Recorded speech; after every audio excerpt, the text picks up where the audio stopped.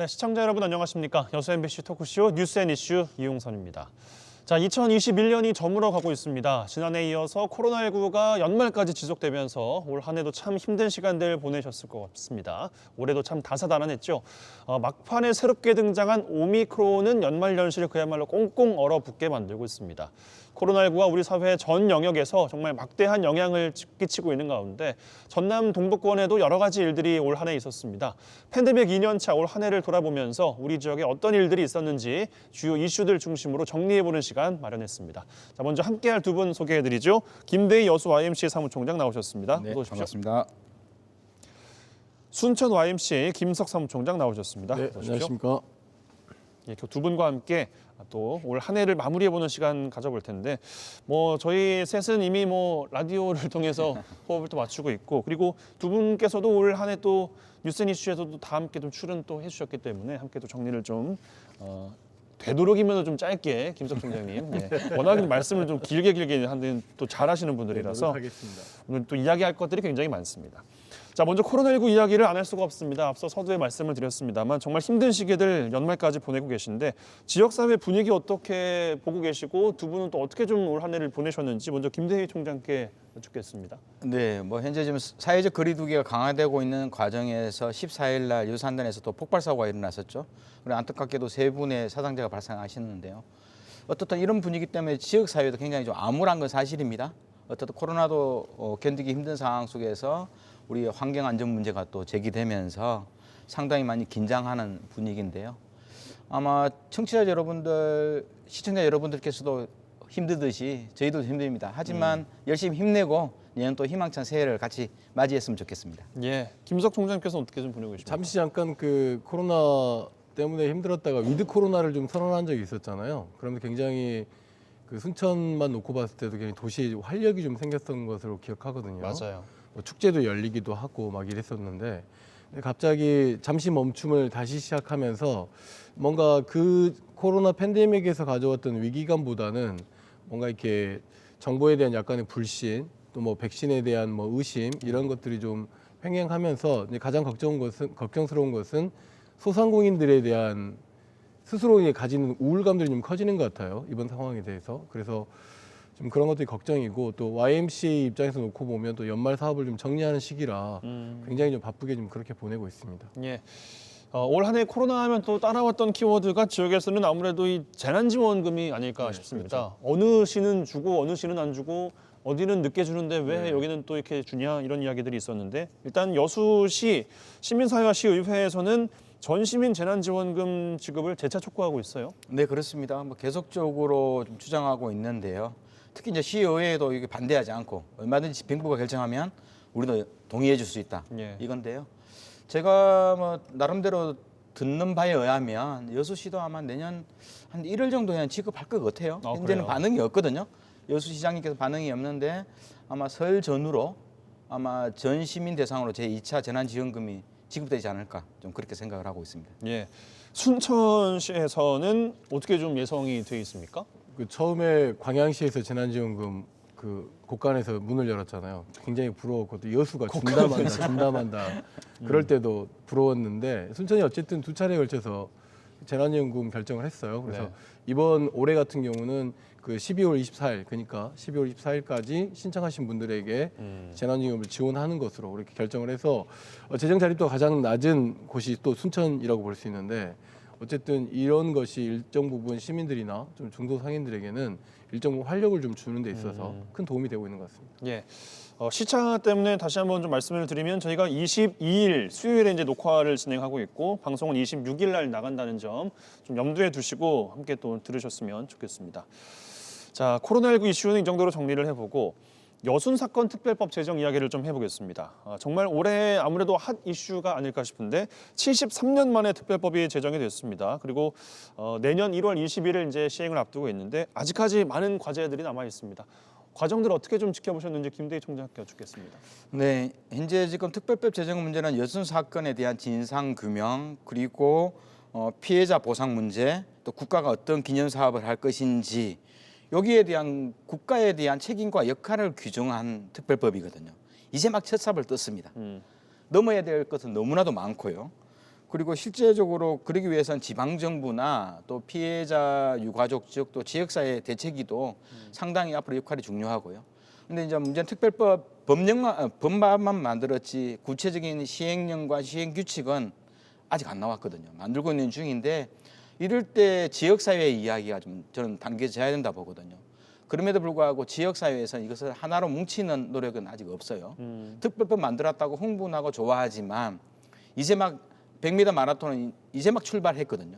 그렇다 보면 어떻게 어떤 모습으로 갈지에 대해서 전라남도가 어떻든 피해자라든가 또 7개 시군이 있지 않습니까? 여순 사건 특별 법과 관련된 행정협의회를 좀 만들어서 이 대책이 또 지역사회 대책이라든가 뭐 다양한 내용들을 공동으로 좀 협의하는 단일 틀을 만들었으면 좋겠어요. 자치단체가 지금 각자 추모 공원 막 이런 식으로 아직 뭐 김치를 담그지도 않았는데 벌써 김치국 먹는 모습을 하고 있는데 이것을 제어하기 위해서는 전라남도가 좀 더 통합적으로 이러한 의견들을 모아 나가는 단계가 굉장히 중요하다고 봅니다. 예, 김석 총장님께서도 이제 또 동백 배지를 또 네네. 달고 계신데 대체적으로 여수 지역에서 그렇게 하고 있죠. 네. 이제 특별법이 가지고 있는 가장 큰 의미는 그 특별법 정의에서 그동안 우린 여순에 대해서 여순 사건, 여순 반란 이렇게 듣고 자라왔잖아요. 예. 근데 이 특별법 정의 내에 어떻게 되어 있냐면 제주 4.3 사건에 대한 진압을 거부한 여수 14내 봉기로 되어 있거든요. 그러니까 그 제주 4.3 특별법에서는 소요 사태라고 되어 있는 것인데 봉기라고 되어 있는 측면에서 일정 부분 정의에서 굉장히 큰 의미를 뒀다고 볼 수 있고 73년 한을 푼 거잖아요. 근데 이제 이 특별법 기간이 2년이에요. 2년. 그래서 2년인데 2년이면 너무 짧습니다. 진상조사를 하는 데 있어서 2년 이후에 또 6개월 안에 진상보고서를 만들게 되어 있는데 좀 아쉬운 점은 이 법에 따른 시행령안이 나왔는데 일정 부분 이 시행령안이 제주 4.3 초기 특별법 관련된 시행령안을 그대로 좀 보고 베낀 것이라고 생각해서 굉장히 아쉬움이 많고 여기에 빠져 있는 것이 그러니까 직권조사 부분이 빠져버렸고 그다음에 일정 부분 이 법이 굉장히 부족한 가운데서 유족들이 배보상 문제를 뒤로 미룬 가운데서 추진된 거잖아요. 네. 그렇기 때문에 향후에 특별법을 개정하는 문제와 관련해서는 이 역사적 공부하는 사람들이나 여수 순천뿐만 아니라 경남 서부까지도 같이 함께 움직여서 특별법 개정 운동도 향후에 좀 필요해 보일 것 같습니다. 예. 그러니까 이야기가 좀 모이는 지점이 이제 시작했다라는 것에는 두 분 다 이제 공감을 하시는 것 같고 어쩔 수 없이 전라남도의 강력한 의지와 추진력을 지금 기대할 수밖에 없는 상황인 거잖아요. 네, 그렇습니다. 전라남도가 어쨌든 실무위원회를 맡게 돼 있죠. 명예회복위원회는 국가가 맡고 실무위원회는 전라남도가 맡기 때문에 전라남도와 도의회와 전라남도지사의 의지가 굉장히 중요합니다. 예를 들어서 도지사가 나름대로 직권조사를 하는 것을 전라남도의 일정 부분 어떤 그 조례에 영향을 좀 미친다 하더라도 가질 수 있다고 한다면 예. 실제 필요한 일들을 좀 더 해낼 수 있거든요. 근데 이제 정부 명예회복위원회에 어떤 뭐 실무위원회라고 하는 그것도 좀 갇혀 있어서 많은 유족들이나 여순 관련된 뭐 그 단체들이 굉장히 전라남도의 대응에 대해서 굉장히 아쉬워하고 있습니다. 예. 김대 총장님 그 전라남도 밑에 각 시군 지자체들이 지금 따로 놀고 있다라는 느낌에 대한 이야기를 또 김석 총장께서 지적을 하셨고 네네. 여수시가 뭐 그러고 있지 않나요라고 이야기를 하셨는데 어떻게 좀 모여야 될까요? 그 이야기 여쭙고 다음 주제로 넘어가겠습니다. 네, 여수시 같은 경우도 추모 공원이라든가 뭐 위치 뭐 이런 문제가 나오고 있는데요. 그것은 2, 3년 후에 3년 이후에 진상 규명이 되고 나서 해도 상관이 없습니다. 맞습니다. 왜냐하면 현재 지금 전라남도와 7개 시군에서 해야 될 것이 뭐냐 하면 피해자나 희생자들과 관련된 상담 접수. 이게 진상 규명에 있어서 상당히 중요한 거고요. 왜냐하면 피해 규모를 알아야 되니까. 그리고 두 번째로는 되게 기본적으로 국내외 학술이라든가 그때 당시 1948년도 당시에 수많은 국내외 언론 자료라든가 학술 자료들을 전 세계적으로 다 모아야 돼요. 이걸 통해 진상 규명, 당시 원인이 뭔지가 나오게 되거든요. 그렇게 된다면 이걸 통해서 국가 폭력에 의한 규모가 내용이 나오고 그럼 국가는 여기에 대해서 어떻게 사과를 하고 반성을 하고 보상을 할지 그러면 또 보상과 더불어서 이러한 정신들을 역사 교육으로 어떻게 할지 이런 정신을 어떻게 남겨야 될지 이런 절차가 있는 거거든요. 그러면 추모 공원이라든가 추모 사업들은 훨씬 뒷이야기거든요. 그럼 현재 지금 어떤 대상으로 희생자와 피해자의 상담을 어떤 절차로 받을지 그리고 뭐 어떤 절차 과정 속에서 나오는 새로운 학술적 문제라든가 다양한 국내 자료들 모으는 이런 과정 속에서 지방 정부가 해야 될 역할들이 너무나도 많거든요. 그래서 먼저 해야 될 거, 후순위로 해야 될 거 이런 것들을 좀 제대로 구분하면서 가야 되는데 그렇다 보면 전라남도 역할이 매우 중요하다. 또다시 전라남도로 모이게 되네요. 왜냐하면 예. 법이 시행되고 나서 2년밖에 걸리지 않거든요. 지금도 할 수 있는 일들이 많았는데 그런 것들이 이루어지지 않은 거죠. 자료 모을 사람 자료를 모으고 그다음에 구체적으로 그 연도별 무슨 일이 벌어졌는지 그 진상을 규명할 사람 진상을 규명하고 또 유족에 대한 부분들은 기간 2년 동안 언제 유족을 심사하고 그러고 있겠습니까? 예. 지금 당장이라도 할 수 있는 일이 많은데 그게 멈춰 있는 것이 좀 아쉬울 따름입니다. 알겠습니다. 사건 사고에 대한 이야기로 넘어가 볼 텐데 올 하반기에 좀 집중된 것 같아서 마음이 좀 무겁고 많은 분들의 기억에 아주 선명하실 것 같은데 안전 불감증 이야기는 올해도 빠지지 않고 나왔습니다. 일단 여수 특성화고 3학년 홍정훈 군 사망 사고 시민사회에서는 특성화고의 현장 실습 제도 개선이 아니라 폐지를 지금 촉구하고 있는데 김대희 총장께서 좀 열어주시죠. 네, 전남 지역은 한 4만 6천 명 정도 고교생이 있는데요. 이 중에서 약 한 25% 정도인 1만 2천 명이 지극의 고등학교 학생들이에요. 예. 그럼 결국은 현재의 현장 실습 제도라면 저는 폐지하는 것이 맞다고 봅니다. 맞다고 보는 거고요. 왜냐하면 현실적으로 학생이 노동자인지 학생 신분인지 명확하지도 않거든요. 그리고 여기는 안전 문제도 학교가 담당할 수 없어요. 뭐 그런 상황이라면 제도적 문제가 완비되지 않는다면 현재 현장 실습은 폐지를 해야 되는데요. 어떻든 제가 이번 사건을 통해서 보니까 직급계 고등학교는 전문 교과 과정이 한 100개 정도 이수 단위가 있어요. 쉽게 말하면 그 중에서 한 30% 정도가 3학년 2학기에 집중화되어 있어요. 그러니까 우리가 보통 전문계 고등학교 가면 3분의 1은 그 해당 과목과 관련된 지식과 전문 기술을 배우게 되는데요. 주로 3학년 때 집중화되어 있는 이런 전문 교육과 기술 과정이 특히 3학년 2학기 때는 9월 달부터 현장 실습 가버리면 실제로 필요한 전문 고급 기술을 못 배워버려요. 학교에서. 그러니까 학교 수업 자체가 엉망이 되는 거죠. 정상화가 안 되어 있어서 뭐 이런 상황 속에서 지극히 고등학교도 엄밀하게 고등학교이기 때문에요. 학교 교육 정상화가 필요한 상황이고요. 그래서 실습보다는 그 학교 교육이 담고 있는 전문적인 기술과 또 기능들을 올바로 이해하는 교육 과정에 충실할 필요는 있겠다. 그러면서 결국은 12월 정도에 꼭 필요하면 취업 박람회라든가 기업 홍보 소개를 봐서 취업을 나가는 행태가 낫지 실습으로. 이래서 결국 11월 말까지는 학교 교육 정상화가 현재는 조건부로 뭐 돼야 되지 않겠나 좀 생각을 합니다. 예, 알겠습니다. 여수 한재 사거리 특송 차량 대형 교통사고 역시 많은 분들의 기억이 아주 선명하실 것 같습니다. 이전부터 사고가 빈번했던 곳이었고 늘 사고 위험이 따르고 있었는데 대형 인명 피해까지도 불러왔던 아찔한 사고였습니다. 사고 이후에 개선이 좀 됐습니까, 김대희 총장님? 현재 보니까 횡단보도 정도는 이제 개선이 되었어요. 그런데 당시 나왔던 여러 가지가 이제 단기적인 대책이죠. 단기적인 대책 중에서 사고 발생 지역 주변에 있는 횡단보도가 사실상 그 직선거리 안에 들어 있었어요. 쉽게 말해서 남산동 방향으로 한 20-30m가 원래대로 갔어야 되거든요. 이것을 사거리 터널에서 직진하는 방향으로 너무 앞세워서 사고가 났는데요. 결국은 이 횡단보도로 우회전 차량을 안전하게 보호하기 위한 조치라고 이야기했는데 제가 보기에는 한재터널 자체가 처음에 만들 때부터 너무 높은 자리에 위치해가지고요. 사고를 기본적으로 유발할 수밖에 없게 구조적으로 만들었거든요. 좀 그런 상황이라면 현재는 좀 대형 차량을 한재 통행 금지를 시켜놨어요. 대형 차량을 4.5톤 이상은 대형 차량은 금지해놨는데 과연 이것만 가지고 될까? 궁극적으로 새로운 도로 아니면 터널을 새롭게 만들어서 기존 도로는 좀 폐쇄하는 방법이 앞으로 영원히 좀 사고를 방지할 수 있는 방법이 아닐까 좀 생각을 합니다. 중간에 뭐 과속 카메라도 설치가 됐긴 한데 그것도 미비하다 이렇게 보십니까? 네, 현재는 30km 이하인데요. 근데 사고라는 것은 교통사고 사고라는 기본적으로 이게 과속을 하면서 나오기 때문에요. 이건 한시적인 내용이라 보거든요.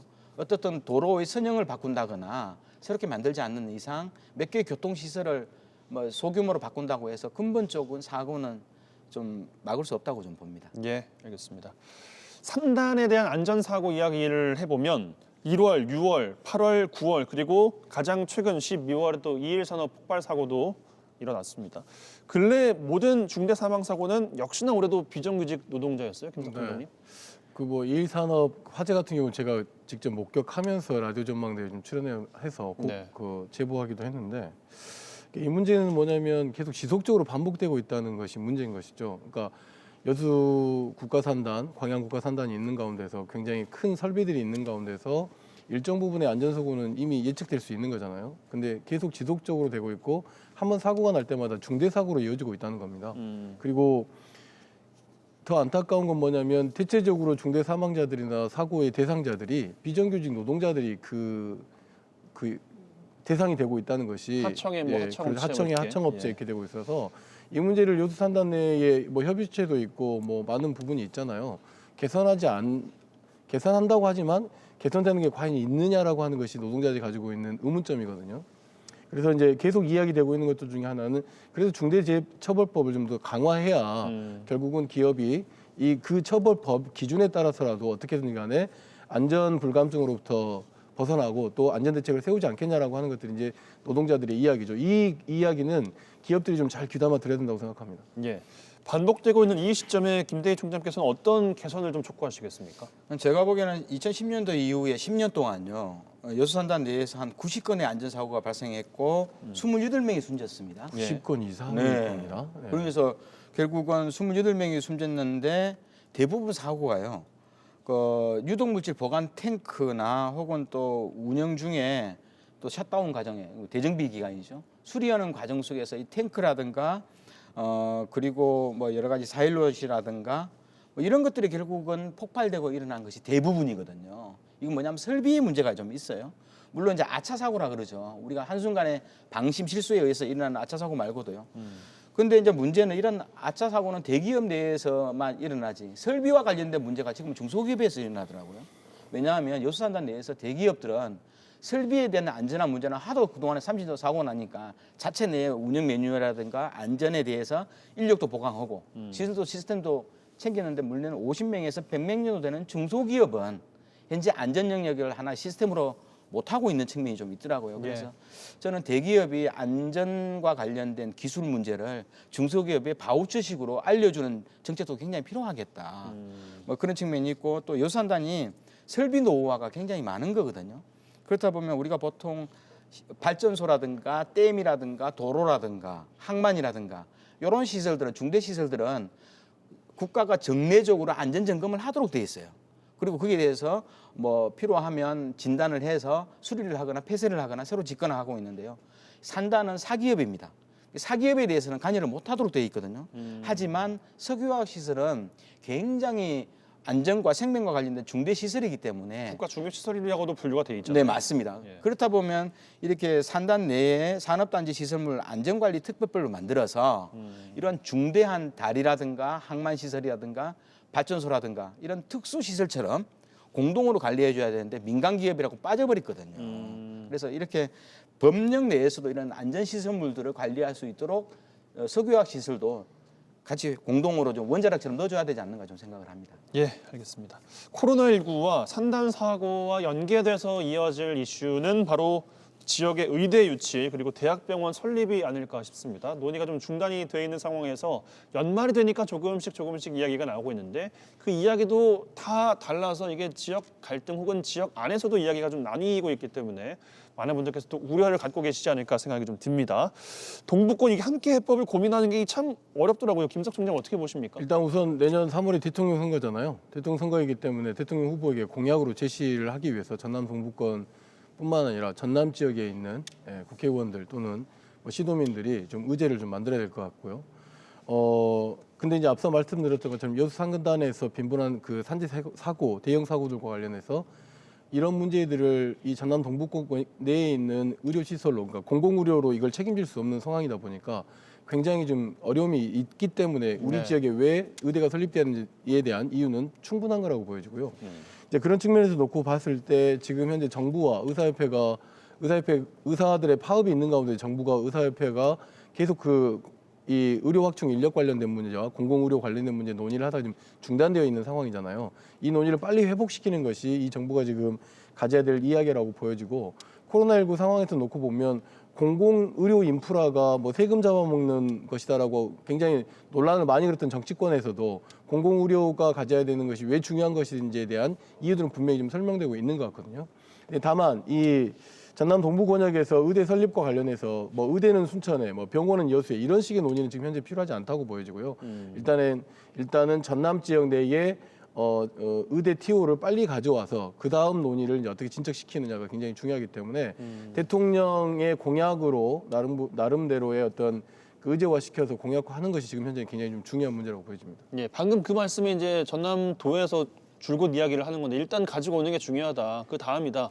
그런데 일단 이 내부 갈등이 이렇게 표면화되고 있는 상황에서 정부가 속 시원하게 일단 전담해 줄게라고 할 수가 있을지 이것도 좀 궁금해요. 네, 그런 문제가 있어서 특히 이제 전남은 서부와 동부로 명확히 나눠져 있거든요. 네. 거리상으로도 한 2시간 정도 뭐 걸리죠. 자가용이 빨리 가지만 이런 상황 속에서 전남 지역이 단일한 입장을 취해도 기존에 억가되어 있는 지역이 있거든요. 강주권, 뭐 전북권 뭐 이랬는데 여기서도 반대하고 있거든요. 전남 지역에 억가되어 오는 것은 이런 상황에서 전남 지역이 먼저 일단은 전남 지역 유치를 모든 국회의원과 시장 군수들이 좀 동의를 하고요. 들어오면 이제 이게 어떻게 설치할 것인지는 좀 후순위로 좀 가야 된다. 이렇게 보는 거고요. 그런 상황에서 동북권 지역은 병원이 먼저다 해서 병원 이야기가 나오는데 저도 뭐 김석 총장님처럼 저는 의과대학이 좀 중요하다고 보거든요. 의과대학이 먼저 중요한 것이지 후순위적인 병원이 현재 이야기할 단계는 아니라 보는 거고요. 왜냐하면 앞으로 이제 기후 변화 문제 때문에 인수 그 공통 감염병 코로나처럼 이런 인수 공통 감염병들이 굉장히 활성화될 거고 많이 일어날 거고요. 또 산업단지에서 많이 발생되고 있는 화상이라든가 긴급 외과 수술 영역이 굉장히 많아져요. 예. 그리고 더불어서 재활 영역, 뭐 재활 영역도 강화지고 또 해양 사고에 대비해서 잠수병 등 해상 질병과 관련된 체계도 만들어야 되고 여긴 또 화학 물질을 다루잖아요. 이게 환경성 암이라든가 직업성 질병들과 관련된 특수한 화학물질 관련된 진로 영역 그리고 또 지방도시에서 사라지고 있는 이 산부인과 영역 그리고 농어촌 소외 지역에 있는 보건 의료 정책을 강화하는 것 이런 것들이 전부 다 기존 의료체계에서는 사기업 사립병원 영역에서는 고민 안 하는 영역이거든요. 이런 것들은 국가나 공공의과대학이 해줘야 된다. 특히 전남 동부 지역이 가지고 있는 이런 다양한 문제점들을 만들기 위해서는 일단 전남 지역의 의과대학이 들어서야 되고요.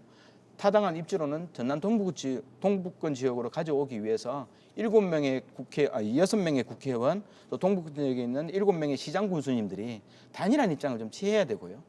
병원 문제는 의과대학이 유치되고 나서 2년 후에 고민해도 상관이 없거든요. 3년 이후에 해도 되고. 네. 서남대학교 같은 경우는 병원 하나 없고 그냥 의과대학만 진행했지 않습니까? 하지만 이런 문제는 병원 문제는 의과대학 유치 이후에 3, 4년 이후에 진행해도 사실상 문제가 없기 때문에요. 의과대학 문제에 저희는 단일한 입장을 좀 같이 취했으면 좋겠습니다.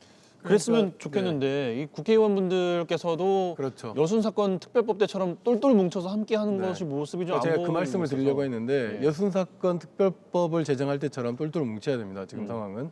그래서 전남 지역의 TO를 가져오자고 하는 것은 지난번 순천대학교에서 또는 순천시에서 진행됐던 공청회에서 보면 용역 결과에 따르더라도 이 대학병원과 대학이 의과대학에 들어가야 되는 여건은 전남 동부권역이 얼마든지 좋은 인프라와 내용을 갖추고 있기 때문에 그 여건은 충분하다고 보여지거든요. 문제는 정치적 역량이겠죠. 정치적 역량이고 그렇기 때문에 전남 지역에 있는 그러니까 동부권역에 있는 국회의원들께서 여순특별법 제정하듯이 좀 똘똘 뭉쳐가지고 일단은 병원과 의과대학을 꼭 전남 동부에 가져와야 된다. 그런 능력을 보여줘야 된다. 네.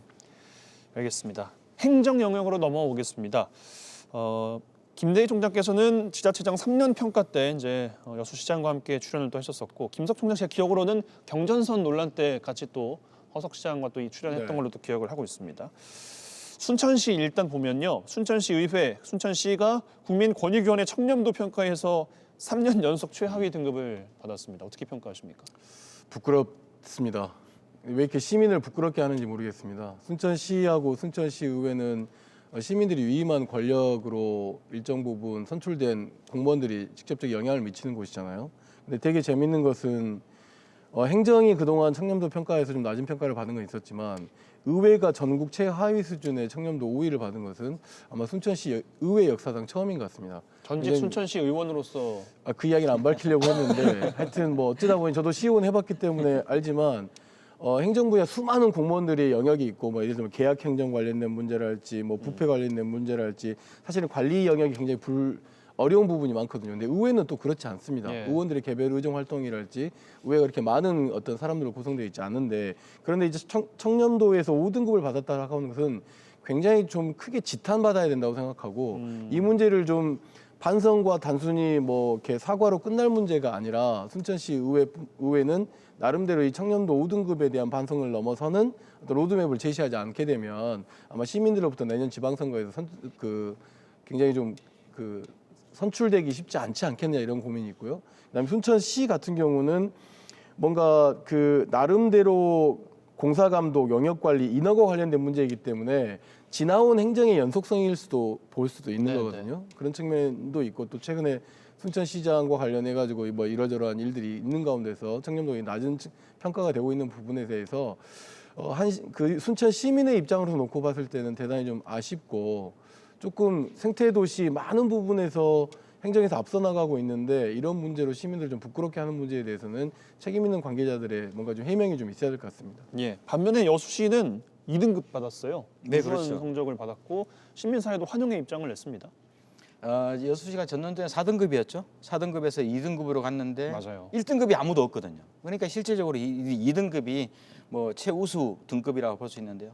여수 YMCA도 멋쩍었지만 어떻든 여수시 잘했다고 처음으로 칭찬 한번 했습니다. 1등급도 아닌데 2등급의 칭찬을 보냈군요. 네, 근데 문제는 우리나라에서 기초자치단체 1등급이 아무도 없기 때문에 사실상 2등급이 1순위인 거죠.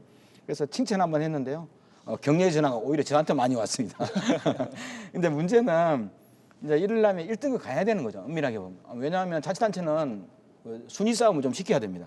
실제로 1등급 가기 위해서 지금보다 더 노력해야 되는 건 사실이죠. 그리고 사실상 4등급에서 2등급 올라올 때 공무원들이 노력한 거죠. 청렴하게 한번 행정해보자 해가지고 노력한 건데 여수시가 1등급 받으려면 몇 가지 보완 대책이 좀 필요해요. 어떤 게 있습니까? 제가 보기에는 현재 지금 여수가 산업단지잖아요. 대기업과 중소기업의 그 투명 윤리 경영이 필요하거든요. 하청업체에 대한 갑질, 그죠? 뒷돈받기, 재하청하는 문제 이런 문제들도 엄밀하게 보면 투명 사회를 제약하는 거거든요. 그래서 공공의 투명성이 기업 영역으로 확산되어서 지역사회 전체의 투명도를 높여야 돼요. 그리고 여수시는 현재 좀 부패행위 신고자하고 공익신고자 지원과 관련된 조례도 없어요. 왜냐하면 행정에 대해서 누가 신고를 하면 그 사람에 대해서 생계를 책임져주고 지원을 해주는 역할도 지방정부가 필요하거든요. 네. 그래야지 뭐 저희가 내가 이 말하면 나 직장 잘리고 내 회사 문 닫아야 되는데 아무도 신고 안 하는 거거든요. 지원 대책이 필요한 거고 그리고 어떻든 이거 불법 경영을 한 기업에 대해서는 이거 지원을 제약하는 조례도 만들어줘야 돼요. 왜냐하면 공공이 보조금이 한 1조 원 가까이가 기업에 풀어지는 돈들이거든요. 다양한 여수시는 이제 예산을 통해서 풀어지니까요. 그러면 이렇게 1조 원이 풀어지는 모든 영역에 있어서도 확대를 좀 해야 된다. 다 공공적 영역으로 두고. 근데 여수시는 일단은 상 받은 데 만족하지 말고 이런 대책들을 더욱더 좀 추가적으로 계속해 나간다면 그리고 지역사회에서 민관 산학이 함께 이게 청렴사회를 만들기 위한 협력체계도 아직 구축이 안 돼 있거든요. 그래서 이런 것들만 된다면 충분히 내후년에는 1등급 갈 수 있다. 좀 이렇게 봅니다. 내후년에는 네. 예. 이게 어떤 사설기관이나 이런 곳에서 청렴도 평가를 한 게 아니고 네. 국민권익위원회에서 청렴도 평가를 한 거거든요. 그러니까 이게 지표가 이렇게 쭉 있을 거란 말이죠. 그러니까 지표 관리를 좀 잘할 필요가 있죠. 그 지표에는 방금 이야기하셨던 제도 문제가 민관 협력 관련된 제도 문제가 먼저 앞서 있는데 문제는 제가 볼 때는 문화와 캠페인입니다. 어떻게 하면 좀 더 투명한 행정을 할 것인지, 어떻게 하면 시민을 위한 의정을 할 것인지에 대한 철학과 비전과 가치가 가지고 있지 않고는 아무리 지표가 좋다 하더라도 그것이 드러내기는 굉장히 어려울 거다. 그렇기 때문에 다시 한 번 더 되돌아봐야 된다. 왜 본인들이 시장을 하려고 했고 왜 본인들이 시의원을 하려고 했는지에 대한 본래 목적을 돌아보지 않고는 이 청렴도 유지가 하루아침에 개선되는 건 아니기 때문에 굉장히 좀 걱정스럽습니다. 순천 경우는. 네. 알겠습니다. 지역의 빅 이벤트 이야기로 넘어가면요. 순천에서는 2023년 두 번째 정원 박람회 개최를 준비하고 있습니다. 여수에서는 2026 선 박람회 개최 준비에 돌입하고 있는데 일단 정원 박람회가 먼저니까 순천 이야기를 좀 해보면 어떻게 좀 보고 계십니까? 네, 2013년 정원 박람회 추진하면 굉장히 논란이 많았었고 또 나름대로 막상 박람회가 개최됐을 때는 굉장히 큰 성공을 이뤘던 건 사실이죠. 네. 그때 이제 당시로 놓고 보면 시장과 국회의원 간의 불협화음이 되게 많았었는데 이번의 경우는 좀 다른 것 같습니다. 일단 정원 박람회를 앞두고 특별법도 소병철 의원과 허석 시장이 함께 잘 된 것 같고요. 다만 지난 2013년에 정원박람회가 어떤 그 특정한 섹터를 개발하는, 그러니까 정원으로 개발하는 방식이었다면 이번 방식은 도심으로 이렇게 정원이 들어가는 방식으로 방향도 좀 잘 전환되었다고 보여지는데 그 뭐라 그래야 될까요? 도시 내에 국가 정원이 있는 가운데서 새롭게 10년 만에 제기되는 이벤트를 좀 준비하는 것은 굉장히 좀 의미 있는 일인데 이 코로나19 상황이 계속 지속되다 보니까 내부적인 걱정도 좀 많은 것 같고요. 예산과 관련된 문제에 있어서도 재정 자료표가 낮다 보니까 상당 부분 조금 걱정도 좀 굉장히 좀 많아 보이고 이러저러하게 뭐랄까 이렇게 전 시민들이 똘똘 뭉쳐가고 2023년 정원박람회를 추진해 가고 있다라고는 보기는 현재 어려운 것 같고 나름대로 계획과 비전이 또 공유되고 있지 못한 측면들이 좀 있는 것 같아요. 그러나 앞으로 뭐 시간이 좀 1년 정도 남았기 때문에 시민과 함께하기 위한 방식을 좀 찾는다고 한다면 굉장히 유의미한 2023년 정원박람회가 될 거라고 생각하고 다만 시민의 세금이 정말 적재적소에 쓰일 수 있도록 좀 해야 될 것 같다라고 하는 것은 꼭 말씀을 꼭 드리고 싶습니다. 그럼에도 기대는 걸어볼 만하다. 이제 이렇게 말씀을 하시는 거죠? 그렇죠. 예, 지역에서는 굉장히 중요한 문제이기 때문에. 알겠습니다. 여수에서는 2026년에 섬박람회를 개최할 것을 또 준비를 하고 있어요. 어떻게 보십니까? 네, 일단은 뭐 일단 유치 자체가 잘 되어서 여수 지역에 있는 도서 지역에 전체적인 변화의 바람을 좀 넣었으면 좋겠어요. 물론 이제 행정단위는 이 이벤트적 행사가 좀 중요하다고 좀 봐요. 왜냐하면 주제를 구현하기 위해서 또 예산을 확보하기 위해서는 이렇게 이벤트 행사를 통해서 그런 분위기를 만들어 나갈 수 있기 때문에요. 하지만 저희 시민들이 보기에는 섬박람회를 왜 하지 하는 문제에 고민할 수밖에 없거든요. 그럼 뭐냐면 섬 지역은 여전히 교통이 불편하니까 그러면 여수 지역이 여객선 공영제도 좀 해야 되는 거 아니냐? 그리고 섬 지역은 주거 환경이 굉장히 열악해요. 주거 환경이 열악하고 의료나 교육 문제도 굉장히 열악한데 이런 문제들이 좀 개선될 수 있을까? 그리고 또 한편 섬 자체는 여수 지역의 역사와 문화가 굉장히 많은 곳이에요. 전설 하나 가지고도 어떻게 보면 한 동네가 묵고 살잖아요. 근데 섬 지역에 있는 다양한 역사와 문화 환경, 자연 환경들을 어떻게 보존하고 잘 알리고 홍보해서 많은 사람이 섬에 와서 좀 휴식을 취하는 그런 분위기를 만들려고 한다면 여수시가 섬박람회 행사 하나의 중심을 두는 것이 아니라 1년에 200억, 300억이라도 한 3, 4년 동안 차근차근하게 해서 1,000억을 투자해서 아까 섬에 대한 한 20개 정도 되는 유인 도서에 대한 새로운 변화의 바람 그것이 누구나 찾아가고 싶어하고 또 코로나19처럼 힘들 때 대단히 많은 관광객이 가는 것이 아니라 가족 단위로 가서 좀 쉬고 힐링도 하고 하는 이러한 좀 섬에 대한 새로운 개념을 좀 바꿔야 나가야 되는 계기를 만들었으면 좋겠다고 보는 거거든요. 행사에 600억을 쓰는 것이 아니라 이 돈을 차라리 3년, 4년 동안 나누어서 필요한 섬 등에 집중 투자해서 주거 환경이나 여건들을 좀 개선해 나가는 사업들. 특히 여수는 여객선이 많잖아요. 다 일반 사기업이 하고 있습니다. 이런 것을 시내버스 공영화하듯이 중공영제 하듯이 여수시가 이렇게 공영제로 좀 운영해 나가면서 교통의 불편들을 해결하기 위한 이런 것들도 박람회 못지않게 굉장히 중요하겠다. 좀 그렇게 생각합니다. 너무 공감이 되는 게 올해도 여수에서 정말 큰 섬이라고 하는 검은도 백길 하나 그거 해결하는 게 좀 힘들었는데 섬 주민분들은 이걸 박람회를 어떻게 좀 받아들이실까라는 게 좀 걱정이 한편은 되더라고요. 박람회는 대표적인 전시 행정이고 또 그 해에 뭔가 집중하는 이벤트이기 때문에 자치단체장들에게 굉장히 좀 자치단체를 유혹하는 중요한 정책 사항이라고 볼 수 있죠. 그러나 그 여수 세계박람회도 그렇고 정원박람회도 그렇고 끝나고 나서 굉장히 중요한 인프라들이 많이 남았잖아요. 예. 그런 것들을 기억해내면서 섬 내에 인프라들과 불편한 사항들을 좀 해소하는 계기가 될 필요도 있을 것 같습니다. 그래서 저는 여수시라면 이 2026년 섬박람회를 계기로 이걸 핑계죠. 이런 이야기를 바탕으로 해서 여수시가 자체 예산 5년 동안에 1,000억을 쓰겠다. 1년에 200억씩 해서 아까 다양한 섬에 대한 문제들이 많거든요. 이것도 개선해 나가면서 누구나 다 여수 지역에 있는 섬 지역을 찾는 이런 분위기를 좀 만들 필요는 있다고 봐요. 네. 예, 알겠습니다.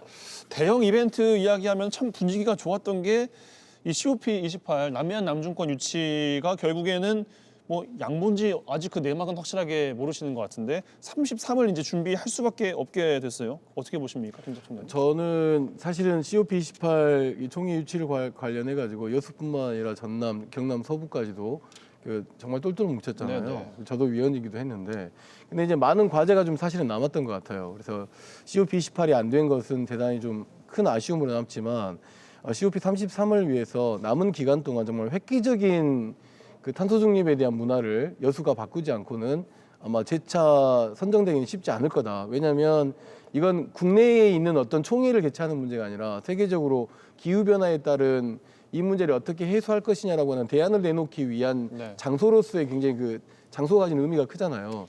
그럼 돌이켜 봅시다. 여수 지역 같은 경우 여수 산단의 대기 오염 문제가 해소됐습니까? 광양 산단의 대기 오염 문제가 해소됐습니까? 심지어 대기 오염 관련된 문제에서 수치를 조작하는 문제 등이 좀 많이 발생했었죠.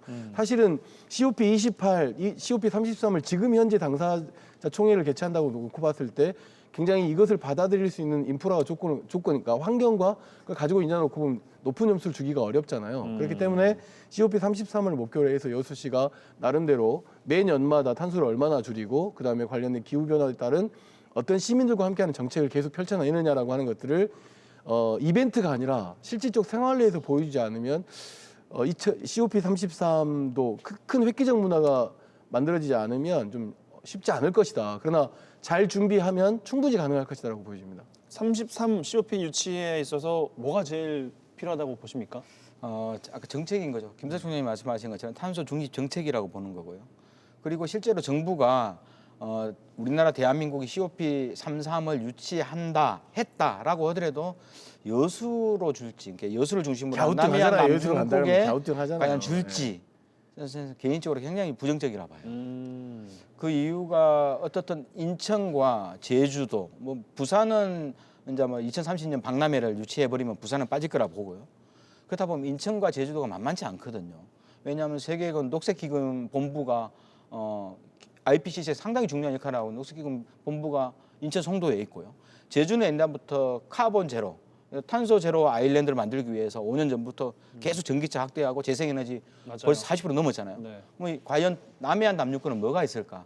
우리나라 석탄 발전이 가장 많이 집중화되어 있고요. 화석 에너지를 떼서 온실가스의 30%를 배출하는 곳이거든요. 이런 곳이라면 아까 혁신적인, 혁명적인 탄소 감축 정책들을 만들지 않으면, 그리고 도시를 완전 전체적으로 생태 친화적으로 만들지 않으면 참 유치하기는 힘들겠다. 그래서 어차피 기간은 좀 많이 있으니까요. 지금이라도 내년이라도 시장 군수님들이 또 도지사님이 혁신적으로 시민과 함께하는 탄소 제로 도시에 대한 비전과 정책들을 지금이라도 빨리 하는 것이 COP33 유치에 있어서 가장 큰 성공의 지름길이라고 좀 봅니다. 알겠습니다. 2012년 세계박람회 비전 관리가 제대로 안 돼 버린 거죠. 2012년 세계박람회 가치가 얼마나 좋았습니까? 그것이 계속 이어지면서 됐다고 하면 COP28 유치나 이런 것들이 굉장히 부분 성과로 됐을 텐데 국가도 그렇고 전라남도도 그렇고 여수시도 그렇고 세계박람회 이후에 어떤 환경과 바다 해양에 대한 그런 비전 관리가 제대로 안 되다 보니까 이벤트로 좀 접근하지 예. 않고 하고 있지 않나 그런 부분은 좀 반성을 좀 해야 될 것 같습니다. 예, 알겠습니다. 기대를 좀 걸어보는 수밖에 없을 것 같습니다. 33회에 대해서는요. 순천시의 환경 정책에 관련돼서 이야기를 또 안 할 수가 없는 게 쓰레기 처리 시설 갈등이 결국 해를 넘기게 됐습니다. 네. 마지막에는 또 이 월등면 주민과의 대화 취소 논란까지 또 이제 생기면서 이 쓰레기 문제가 참 만만치가 않아요, 순천시. 걱정스러웠던 문제가 지금 뭐 현실화되고 있는 건데요. 사실은 2019년에 그 이전이죠. 그 주암에 있는 자원순환센터가 중단되면서 사실 그 실체를 들여다봤더니 매립장이 턱없이 부족하고 그 사용 연한이 2년, 3년밖에 넘지 않다는 굉장히 위기감 속에서 시민공론화위원회도 만들어서 시민공론화위원회가 그 수개월에 걸쳐 논의하는 것을 순천시장에 제안하고 순천시장에 받아가지고 일정 부분 그 공론화 과정에서 지금 현재 추진되고 있는 거라고 봐야 되는데 지금 현재 가장 시급한 것은 어쨌든지 간에 쓰레기 처리 시설에 대한 입지를 빨리 선정해서 네. 이 쓰레기 대란 문제를 해소하는 건데 쓰레기라고 하는 것이 발생하고 수지 분반하고 처리 처분 단계로 나눠질 수 있거든요. 근데 이제 순천시의 가장 큰 문제는 뭐냐면 마지막 처리 처분에 대한 시설이 부족하기 때문에 빨리 입지를 선정해야 되는데 그래서 월등으로 선정을 해놓고 보니 월등 주민들이랄지 지금 굉장히 현재 반발이 심한 거잖아요. 근데 원래 대체적으로 쓰레기 처분 시설을 입지를 선정하고 결정하는 데까지 거의 한 7년, 10년 걸립니다. 그렇기 때문에 왜냐하면 그 긴 시간 동안 주민들하고 대화해야 되고 주민들이 요구하는 설득 작업이 예, 필요한 예. 것이죠. 근데 순천시는 7년, 10년을 기다릴 수 있는 조건이 되고 있지 않습니다. 지금 현재 뭐 왕기동 쓰레기 처리 시설도 좀 먼저 거의 뭐 다 차 있는 상황이기 때문에 굉장히 좀 긴급한 상황인데 그런 측면에서 월등면 주민들뿐만 아니라 반발과 이런 것들이 계속 격화되고 있는 것은 아마 순천시장도 순천시민은 굉장히 걱정스러운 문제이고 다만 아마 대화와 처리 방법이랄지 운영 방법이랄지 이런 것들을 좀 논의가 지금 현재 될 것이라고 여겨지고 있기 때문에 해를 넘겼지만 내년도에는 좀 좋은 결론을 낼 수 있지 않을까 싶습니다. 예. 시간이 그렇게 많지가 않아서 이 문제만 다룰 수 있을 것 같은데 저희 뉴스앤이슈에서도 올 한 해 참 이야기를 많이 했던 게 여수 경도 관련된 이야기였어요. 그렇죠. 예, 네. 여수 경도 이야기를 안 할 수가 없을 것 같습니다. 시간이 되면 다른 이슈도 좀 찾아볼 텐데 이 이야기하면 거의 다 지날 것 같습니다. 어떻게 보세요, 김 대통령님? 이야기를 너무 많이 했잖아요. 네. 저는 2017년도에 미래에세 전라남도가 미래에세에 3,400억 주고 2017년도에 65만 평 골프장과 부대 시설을 다 매입했지 않습니까? 그러면서 미래에세는 1조 원 그 사업비를 투자해서 해양 관광 단지로서 조성하겠다는데 원안대로 하면 됩니다. 2017년 원안대로 하면 되는데 현재 미래에셋이 투자한 돈은 3,400억, 65만 평 토지 구매과 부대 시설 구입비 말고는 투자 안 했거든요.